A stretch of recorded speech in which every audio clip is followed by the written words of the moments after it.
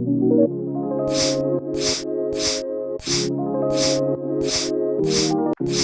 right, new bike day. First thing I like to do when I get a new bike is cut the straps off here with my side cutters and pull the staples out so I don't scratch myself or my new bike. Oh, here it is, the Yoji 16. Start by installing the seat, then we'll take all the packaging off. We put all this packaging on to protect the sweet paint job and your new bike during shipping. So once we got all this off, just give the bike a once over and make sure there's no dings or heavy scratches that may have occurred during shipping. So I'm gonna remove the faceplate, 4mm Allen wrench. Just being aware of the rear brake line, making sure that it comes out and around the front. We're going to reinstall the faceplate and snug the bolts up just enough that it's tight, but so that we can still maneuver the handlebar into position. And we want to make sure the handlebar is centered side to side, and then we're going to look at the angle of the bar as well and match that with the angle of the fork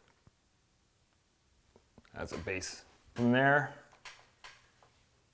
we'll tighten down the bolts, alternating so that we distribute the pressure evenly. And we'll bring those up to 5 newtons. Next, we're going to look at the bar and fork alignment. So by just backing off the pinch bolts in the stem, we can adjust.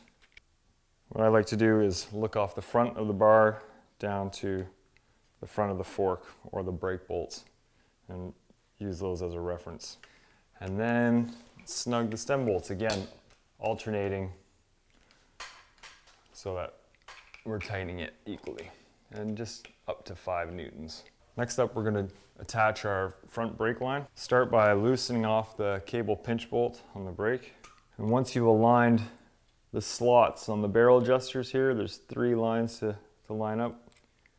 We can make sure the housing is set right back into the brake lever barrel adjuster.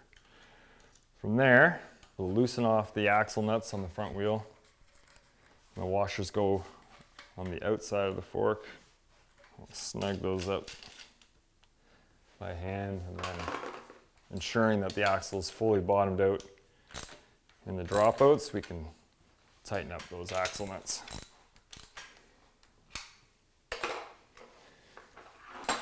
Next, using our 5mm Allen wrench, we can loosen the brake pads and set in position. We want them so they're contacting the rim and not the rubber tire. If the springs have popped free on the brake levers, you can just set those back into place. Next, with the springs in place and the cable on, we're gonna just snug up the cable. We're not tightening it down just yet. What we wanna do is just make sure that we've got cable tension so that the front and rear are equal. So I'm just gonna let a little bit of cable out there, just so got some nice movement. Don't worry if only one brake arm is moving. We'll adjust that in a minute. So we're going to tighten down the cable here, and then just place the excess in behind the brake lever.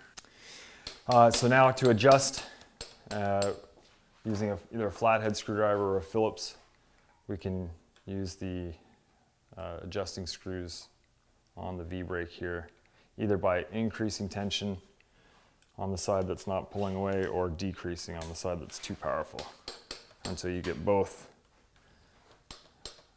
removing and pulling off the wheel. And while we're at it, we'll just check the adjustment on the rear brake as well. We're just looking to make sure that the brake pads, as these are already set up from factory, we want to make sure that they're contacting only the rim and not the tire. And then we can set up the spring tension so they're both pulling away equally. Don't forget your small parts box.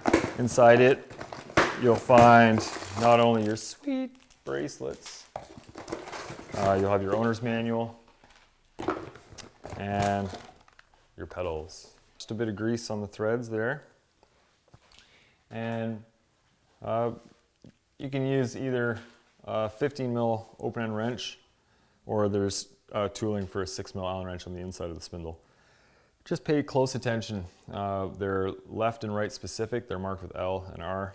The left hand pedal goes on the left side of the bike, and it has a left hand thread, a counterclockwise thread, which is opposite of what you'd expect.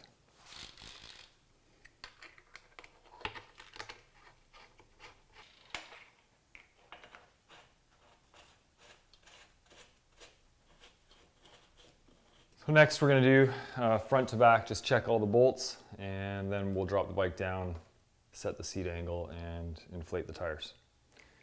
So we'll just double check all our stem bolts.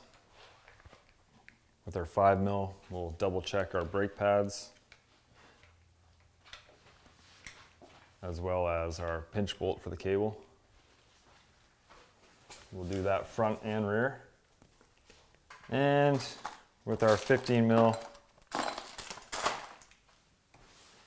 we'll double check our axle nuts are tight.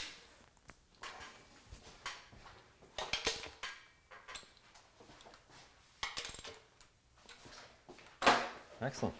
Okay, using our 6 mil Allen wrench, we're going to, there's a bolt in here. You'll know when you're in that, and loosen, and that allows us to set the seat angle. Something a little bit closer to flat for a mountain bike. Using our quick release, we can set the seat height. Pump the tires up.